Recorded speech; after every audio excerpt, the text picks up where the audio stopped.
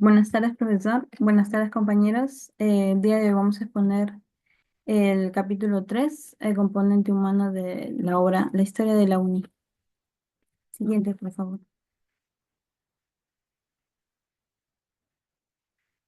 Cuerpo directivo y administrativo. El primer director de la escuela fue Eduardo de Javich. En 1909 fue elegido como tal. Eh, Viajó a Europa como delegado del gobierno del Perú. En ese tiempo fue reemplazado por Ernesto Malinowski. Tiempo después fallece en 1909. José Granda queda a su cargo, pero es Michel Ford quien se queda con el nuevo título de director. En la obra El fundador de Habich se destaca y se describe la pequeña biografía de él, donde se indica que es un polaco de nobleza que estudió ingeniería militar en Petersburgo. Además que viajó a Francia por una rebelión que hubo en su país. Luego de ello fue contratado en el estado del país, de Perú, como ingeniero de estado. Además, se encargó de realizar el reglamento y la dirección de la Escuela de Construcción de Civil y Minería. Ernesto Malinowski. Ernesto Malinowski también fue un polaco que quedó como director interno el tiempo que viajó Habich. Fue ingeniero que estudió también en la Escuela de Puentes y Calzados de París. Además, trabajó en el estado del Perú en varias obras de ferrocarriles. Entre ellos destaca el de la carretera central. Octavio, Octavio Pardo. Octavio Pardo. Nació en Caracas, estudió en la Universidad Central de Caracas, ingeniería civil y militar en la Academia de Militares de su país. Fue teniente y comandante, pero por situaciones políticas tuvo que viajar a Puerto Rico, donde se dedicó a la agricultura. Tiempo después trabajó en el ferrocarril de la carretera central y trabajó en el Ministerio de Relaciones Exteriores como intérprete por el castellano que sabía hablar. Teodorico Olachea fue hijo de un hacendado. Se dedicó a realizar informes sobre yacimientos mineros de Apurímac, Ayacucho. Dentro de ello también trabajó con la revista científica que hizo artículos relacionados a la agricultura, referidos a la textilería. Se dedicó a hablar también sobre el eucalipto, y además estuvo relacionado un pequeño artículo sobre la explotación laboral que sufrían los campesinos allá en la Sierra de Apurímac, no solo en la laboral, sino también en la parte económica. Pedro Rodríguez. Pedro Rodríguez fue el primer secretario de la Escuela de Ingenieros. Él tuvo que dejar el cargo porque fue elegido como congresista del país. Michel Ford. Michel Ford fue un ingeniero que se estudió minas. Trabajó en el asentamiento de la minera de Casapalca, como realizando operaciones en oro. Además, gracias a sus informes realizados, las empresas americanas vieron en el país no solo fuente de recursos, sino también de aspectos económicos. Ahora doy pase a mi compañero para que siga con la exposición. Buenas tardes, profesor. Mi nombre es Pedro Sebastián Cuevas Flores y le voy a hablar sobre el cuerpo docente de la Escuela de Ingenieros. Ya, ahora, cuerpo docente de la Escuela de Ingenieros. Desde su fundación en 1876 hasta 1909, que fue donde se cambió el nombre, bueno, donde empieza a cambiarse el nombre, la Escuela de Ingenieros de Lima estuvo formado tanto por profesores peruanos como extranjeros, los cuales se buscaba, más que todo, una buena formación a los ingenieros peruanos tanto en la parte teórica como en la parte práctica, para que así fueran, bueno, los mejores profesionales del país, cómo se caracteriza la escuela. Ya, en su composición, el cuerpo docente, como ya he dicho, está formado por dos partes, la peruana y la extranjera. La parte extranjera está mayormente formada por profesores polacos y franceses, debido a las relaciones que teníamos, como es el caso de Eduardo Javich. En caso de los profesores peruanos, eran peruanos sí, pero con formación en países extranjeros, como lo que es el caso de Francia, pero Estos profesores tienen una fuerte conciencia con lo que respecta a la realidad peruana en lo que era en su momento.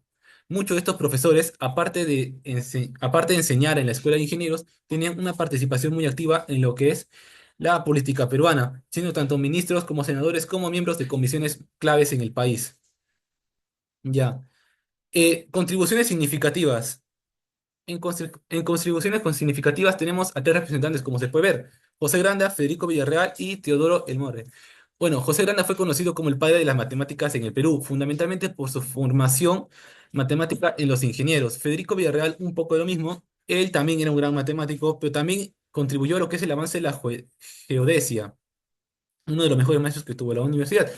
También tenemos a Teodoro El More, un arquitecto y uno de los primeros docentes de la escuela. Él influenciaría bastante lo que es la formación de la Facultad de Ingeniería Civil y también lo que es la Facultad de Arquitectura. Ya, en influencias de profesores, más que todo extranjeros, tenemos también tres representantes: Juan B. Martinet, Mauricio Du Chantenet y Pablo Shalom. Juan B. Martinet es un profesor de agricultura y botánica que también realizó investigaciones sobre la industria minera. Este profesor fue contratado, bueno, para enseñar en la Facultad de Botánica, pero también enseñaba a los que es a los de minas, algo de agricultura. En el caso de Mauricio Chantenet, fue quien apoyó en un papel muy clave en lo que es el curso de metalúrgica y dosimasia. También fue responsable del primer viaje bueno, primera excursión vacacional a lo que es Cerro de Pasco, en el cual haría un informe detallado junto con alumnos del Politécnico de Francia, de París, si no me equivoco. Ya, ahora, Pablo de Chalón fue un profesor de construcción y arquitectura, quien contribuyó en estudios de lo que es la arquitectura del Perú antiguo, lo que después serviría para la revaluación o más que todo para darle importancia a lo que es la arquitectura nacional. Ya, en lo que son desafíos y condiciones. En desafíos y condiciones hubieron, bueno, bastantes desafíos. En primer lugar, el salario no era muy bien remunerado, por así decirlo, debido a que teníamos un problema con Chile. Y esa guerra no nos dejaba darnos muchos gastos económicos. Y más que todo, nuestros profesores o docentes eran extranjeros traídos de otros países, como he dicho, de Francia y Polonia. Aparte del choque cultural que esto día, y debido a la alta especialización que ellos tenían, se esperaba más que todo que ellos tuvieran un salario más alto. Ya, también lo que consta de condiciones, se busca más en los profesores que sean profesores que estén dedicados a la docencia, que pudieran inculcarle al alumno, al futuro ingeniero peruano, buenas bases tanto teóricas como prácticas para así poder desarrollarse lo suficiente y poder representar bien a la universidad. Muchas gracias, le doy pase a mi siguiente compañero. Buenas tardes, profesor. Hoy quiero compartir con ustedes una mirada al alumnado de la Escuela de Ingenieros entre 1885 y 1909. Se trata de un periodo clave en la historia de la formación técnica en el Perú y que este estudio busca entender quiénes eran los postulantes, de dónde venían, cómo se formaban y qué transformaciones sociales y regionales se reflejan en estos datos. No fue un trabajo sencillo. Uno de los primeros retos fue la irregularidad en las fuentes. La información proviene de los legajos titulados solicitudes para ingresar a la escuela, pero no están completos. No hay registros para los años 1895 y 1899 y el legajo de 1905. Apenas conserva dos solicitudes sin datos relevantes. Además, muchas solicitudes se han perdido, algo que se nota por los saltos en la numeración. También es posible que algunos postulantes no hayan sido admitidos y por eso pidieran la devolución de sus documentos. Todo esto nos obliga a tener en cuenta que las cifras no reflejan el total real de ingresantes. Aún así, el Archivo Histórico de la Universidad Nacional de Ingeniería conserva 784 solicitudes entre 1885 y 1909. El año con menos postulaciones fue en 1891, con apenas 11 solicitudes, y el pico más alto se dio en 1908, con 119. De ese total, solo 10 postulantes nacieron en el extranjero. Eran de países como España, Bolivia, Alemania, Bélgica, Cuba, Ecuador, Francia e Inglaterra. En muchos casos, no solo eran extranjeros por nacimiento, sino también por origen familiar. Varios eran hijos de ingenieros que habían llegado al Perú a trabajar para el Estado en compañías extranjeras. Si observamos el lugar de nacimiento de los postulantes, el 49% eran de Lima y Callao, el 45% de provincias y el 6% del extranjero. Sin embargo, algo interesante ocurre desde 1900. Los postulantes de provincias comienzan a superar en número a los limeños, incluso sumando a los extranjeros. Esto parece estar relacionado con el auge de la minería en la sierra y la creciente necesidad de técnicos y profesionales en esas regiones. De hecho, muchos de los postulantes limeños venían de familias vinculadas a la minería, a la industria o eran hijos de técnicos y profesores, sobre todo en áreas científicas. En cuanto a los estudios previos, de las 784 solicitudes, 480 incluían información sobre la educación secundaria. De estas, 402 postulantes habían estudiado en instituciones de Lima y Callao. Dentro de ese grupo, 100 venían de colegios particulares laicos, 66 de colegios religiosos y 236 de colegios nacionales. Y acá sobresale un colegio por encima del resto, el Colegio Guadalupe, que aportó 98 postulantes, lo que representa el 24% del total limeño. El Guadalupe no solo destaca por su nivel académico, sino también por su red de influencia. Muchas instituciones, como la Escuela Militar, la Escuela Naval, la de Artes y de Oficios, o la Facultad de Ciencias, tenían entre sus estudiantes a exalumnos guadalupanos. También hubo otras instituciones limeñas que aportaron una cantidad constante de postulantes, por ejemplo, el Instituto Científico de José Granda y el Colegio de Lima de Pedro Labarte, con 24 y 15 postulantes respectivamente. Casi todos los años, al menos un postulante venía de uno de estos colegios. También figuran el Liceo Preparatorio, el Colegio Internacional de Lima, el Colegio Mercantil, el Colegio Peruano-Francés y colegios extranjeros como la English School o el Colegio Internacional de Leguía y Martínez.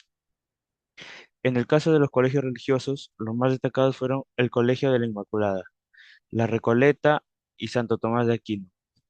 La Inmaculada fue la más constante, con 12 postulantes, mientras que la Recoleta y Santo Tomás aparecen recién desde los fines del siglo XIX.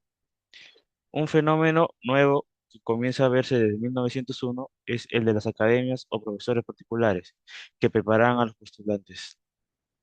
Es el caso de la Academia de Pedro Abel Abarte entre 1902 y 1909, al menos 16 postulantes fueron preparados de esta forma. Esto muestra que ya existía una demanda creciente por preparación especializada para ingresar a la escuela, algo que hoy podríamos comparar con las academias preuniversitarias. En contraste, solo 54 postulantes estudiaron en instituciones provincianas, 34 en colegios nacionales y 20 en particulares. Además, 24 habían estudiado en el extranjero. En resumen, el 84% de los postulantes provenía de instituciones limeñas, el 6% de instituciones provincianas y el 5% del extranjero. Lima seguía siendo el centro educativo del país, aunque las provincias comenzaban a ganar terreno, sobre todo por la necesidad de desarrollo técnico en regiones mineras. También hay un dato que vale la pena destacar: el 58,7% de los postulantes limeños venían de colegios estatales. Esto sugiere una cierta apertura social, aunque los colegios religiosos y particulares seguían teniendo peso. La formación pública tenía un rol protagónico, lo que habla de una mayor diversidad entre los postulantes. Por último, algo que llamó la atención fue el nivel de abandono entre el primer y segundo semestre de estudios, entre 1886 y 1909. El promedio fue de 13,7% y en algunos años, como en 1895, llegó al 23%. Esto puede explicarse por la dificultad de los cursos y el salto entre la secundaria y la enseñanza técnica superior. También hubo estudiantes que retomaron los estudios luego de haberlos abandonado por diversas razones. En resumen, el análisis de estos datos nos da una idea clara de quiénes eran los que buscaban convertirse en ingenieros a fines del siglo XIX e inicios del siglo XX. Vemos un país donde Lima seguía concentrando la formación técnica, pero donde comenzaban a surgir nuevas demandas desde las provincias. También vemos cómo ciertos colegios como el Guadalupe jugaron un papel clave en la formación de élites técnicas y cómo empezaban a aparecer de formas alternativas de preparación, anticipando los modelos que hoy conocemos. Todo esto nos muestra que la historia de la ingeniería del Perú es también una historia de movilidad social, de centralismo educativo y de una nación que se preparaba para modernizarse. Muchas gracias y le doy pase a mi compañero. Ok, ahora vamos a hablar sobre los graduados, componente humano. Primero vamos a señalar el contexto general del proceso. Entre los años 1885 y 1910, la Escuela de Ingenieros, la UNI, otorgó un total de 264 títulos profesionales, pero estos correspondieron a 221 alumnos, ya que algunos obtuvieron más de un título. Este detalle nos muestra que algunos estudiantes lograban formarse en más de una especialidad, lo que demuestra un nivel avanzado de formación y versatilidad profesional. Hasta antes de 1910, lo común era que los alumnos obtuvieran el título en mayo del año siguiente al terminar sus estudios, luego de realizar prácticas durante el verano. En esta etapa inicial se estaban recién asentando las bases del sistema de formación profesional en el país. Eh, Ahora hablaremos sobre la distribución de los graduados. La distribución de graduados de especialidad por especialidad son los siguientes. En Ingeniería de Minas, 159 egresados. Construcciones civiles, 52 egresados. Ingeniería Industrial, 9 egresados. Peritos agromesores, 32. Peritos de predios rústicos, 7. Esto evidencia que la ingeniería de minas fue la carrera más demandada, probablemente porque estaba ligada a las necesidades económicas del país en ese momento, sobre todo tras el auge del guano y la minería. Además, en los datos se observa que la cantidad de graduados aumentó progresivamente con los años. Hubo una baja inicial, pero luego, con la consolidación de los estudios y la eliminación de opciones intermedias, como los estudios de agrimensura en 1898, los estudiantes se vieron forzados a optar directamente por las carreras de ingeniería, lo que generó un aumento en egresados de las especialidades mayores. Ahora, también vimos titulados con más de una carrera. Uno de los aspectos más interesantes es que algunos estudiantes obtuvieron más de un título profesional. Por ejemplo, 4 alumnos se graduaron tanto en minas como en construcción civiles. 5 peritos agrimensores llegaron también a obtener un título de ingenieros. Un alumno de perito de predios rústicos y urbanos se tituló además como ingeniero industrial. Esto demuestra una flexibilidad académica y una formación técnica sólida que permitía a los estudiantes desarrollarse en múltiples áreas según las necesidades del país y sus propias capacidades. Ahora analizaremos la evolución de, de- del número de graduados año tras año. Eh, el número de graduados año tras año fue evolucionando. Se ve un incremento sostenido con picos notables entre 1900 y 1910, donde algunos años se alcanzaron hasta 20 egresados. Eso refleja que a pesar de las dificultades iniciales, la institución fue creciendo y mejorando su rendimiento académico y administrativo. Luego vemos la distribución porcentual clara del total de egresados entre 1888 y 1910. La ingeniería de minas representa por sí sola una gran mayoría del total, seguida por construcciones civiles y en menor medida por industriales. Los peritos agromensores representan también un grupo importante, especialmente en los primeros años. Eh, También, como conclusión, eh, vemos que en el periodo de 1885 y 1910 se marca el inicio de la profesionalización de ingeniería en el Perú. A pesar de las limitaciones estructurales, la escuela formó a más de 220 profesionales, con un enfoque muy marcado hacia las necesidades extractivas y constructivas del país. La tendencia de crecimiento de los egresados, la eliminación de estudios intermedios y la posibilidad de obtener más de un título refleja el esfuerzo de la institución por consolidar una educación técnica rigurosa y eficiente, que respondería a los retos de un país en transformación. Muchas gracias.